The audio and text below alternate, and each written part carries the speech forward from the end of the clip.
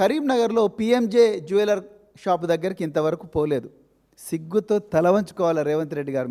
మీరు మీ అధికారులందరూ పట్టపగలే ఉదయం 10:30కు గౌరవ యూనియన్ హోంమంత్రి, కేంద్ర హోంశాఖ మంత్రి, దేశం కోసం ధర్మం కోసం అని ప్రతిరోజు కూడా బాకా పెట్టుకొని ఊదుతున్న బీజేపీ కేంద్ర హోంమంత్రి ఆఫీస్కు కూతవేటు దూరంలోనే జిల్లా కోర్టుకు ఎదురుగానే పిఎంజే జ్యువెలర్స్లో మాస్కులు లేకుండా 5 మంది అగంతకులు పిస్టల్స్ తీసుకొచ్చి 4 మీద కార్పులు జరిపి అక్కడ ఉండే బంగారం వెండి దోసుకొని పోయిన ఇంతవరకు వాళ్ళు దొరకలే.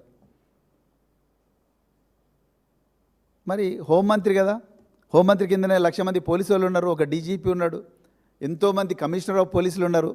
మరి వీళ్ళందరినీ తీసుకొని హోంమంత్రి సంఘటనా స్థలాన్ని సందర్శించాలి కదా. కనీస ధర్మం 4 మరి మా వర్కింగ్ ప్రెసిడెంట్ కేటీఆర్ గారు పోయి వాళ్ళని ఓదార్చించు. మా ఎమ్మెల్యేలు గంగుల కమలాకర్ గారు, పాడి కౌశిక్ రెడ్డి గారు, మిగతా సీనియర్ నాయకులందరూ కూడా వాళ్ళని ఓదార్చిండ్రు. కనీసం హోంమంత్రి మీ హయాంలో జరిగిన ఘోరమైన నేరం, హోంమంత్రి రాష్ట్ర హోంమంత్రి లేడు, కేంద్ర హోంమంత్రి లేడు. మరి ఈ దుర్మార్గులు, ఈ దుండగులు మాస్కులు లేకుండా పట్టపగలే 10:30కు వచ్చి మరి దాడి చేస్తూ ఉంటే, కాల్పులు జరుపుతూ ఉంటే ఇంకా ఎక్కడుంది లా అండ్ ఆర్డర్? కళ్ళ ముందర ఇప్పుడు దాసోజు శ్రవణ్ గారు చాలా క్లియర్గా చెప్పారు.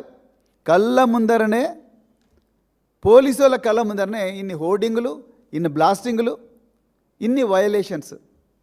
మరి ఎక్కడ పోయిండు హోంమంత్రి, ఎక్కడ పోయిండు ముఖ్యమంత్రి, ఎక్కడ పోయిండు కేంద్ర హోంమంత్రి? అయ్యా, సిబిఐ ఎంక్వైరీ చేయాల్సింది వీటి మీద కదా. మీరు సీసీటీవీ కెమెరాలు, కేసీఆర్ గారు 10 లక్షల సీసీటీవీ కెమెరాలు తెలంగాణలో పెట్టినరు. మీరు ఒక్క సీసీటీవీ కెమెరా పెట్టినారు రేవంత్ రెడ్డి గారు? ఒక నేరస్తుడు 4 మాస్కులు లేకుండా పట్టపగలే ఒక జ్యువెలరీ షాప్కు వచ్చి కాల్పులు జరుపుతున్నాడంటే వాడు అసలు ఆ నేరం చేయకముందు ఒక 10 రోజులు అక్కడ మకాం వేసి ఉంటాడు. మకాం వేసి వాడు మామూలు కస్టమర్గా ఆ షాప్కి వచ్చి చూసిపోయింటాడు. ఇక్కడ సెక్యూరిటీ ఉన్నదా, పోలీసు వాళ్ళు ఉన్నారా లేరా, ఇక్కడ కోర్టు ఉన్నది, కోర్టు దగ్గరికి రోజు ఖైదీలను తీసుకొచ్చే పోలీసు వాళ్ళు ఉంటారు. పక్కనే కేంద్ర హోంమంత్రి రోజు స్టేట్మెంట్లు ఇస్తున్నట్టుగా అడ్డం తిడ్డం స్టేట్మెంట్లు. బండి సంజయ్ ఆయన ఆఫీస్ కూడా ఉన్నది, ఆయన సొంత ఊరు అది. 10 రోజులన్నా రెక్కి చేయింది, వాళ్ళు అక్కడికి రారు. మాస్క్ లేకుండా వచ్చిందంటే మీరు అర్థం చేసుకోండి. బండి సంజయ్ గారి ఇంటి పక్కనే ఉంది అది షాపు. ఇక కేంద్ర హోంమంత్రి ఆయన ఏం డ్యూటీ చేస్తున్నావు బండి సంజయ్? మీరు మీ కేంద్ర హోంమంత్రి ముందు మీరు రాజీనామా చేయండి. మీ ఇంటి పక్కనే పట్టపగలే కాల్పులు జరిపితే ఇంకా మీరు ఏమి హోంమంత్రి అవుతారు? ఈ దేశాన్ని ఎవరు రక్షిస్తారు? అదే కేసీఆర్ గారి హయాంలో అయితే నేరస్తులకు దడదడ పుట్టేది. 700 కోట్లు పెట్టి పోలీసు డిపార్ట్మెంట్ను ఒక్క సంవత్సరంలో ఆధునీకరించారు. ఈ దేశంలో ఎక్కడ లేని విధంగా పోలీస్ కమాండ్ కంట్రోల్ సెంటర్ పెట్టారు. వేలాది పోలీసు వాహనాలను సమకూర్చారు. ఎప్పుడు కూడా పోలీసు వాళ్ళు రోడ్ల మీదనే ఉండాలి. డెకాయ్ పోలీసు వాళ్ళు, మఫ్టీలో ఉండే పోలీసులు ఉండాలి. ఎక్కడ పోయిన అలా మీరు? మీ పోలీసులందరినీ ఎక్కడ పెట్టినరు? మొన్న క్రిషాంక్ని అరెస్ట్ చేయాలి. హరీష్ రావు గారి ఇంటి దగ్గర సీసీటీవీ కెమెరాలు హ్యాక్ చేయాలి. కేటీఆర్ గారి ఇంటి ముందే సీసీటీవీ కెమెరాలు హ్యాక్ చేయాలి.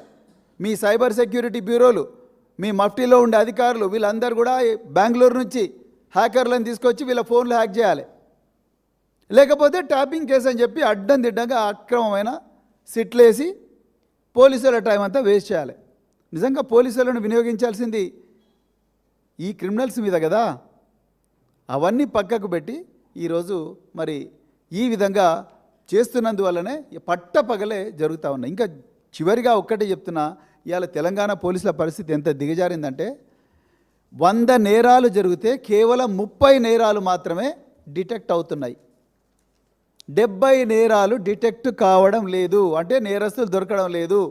కేవలం 100 నేరాల్లో 30 నేరాలు మాత్రం అవుతున్నారు. ఇంకా ఘోరమైన విషయం ఏంటంటే బీహార్ కన్నా ఘోరంగా పడిపోయినాం మనం.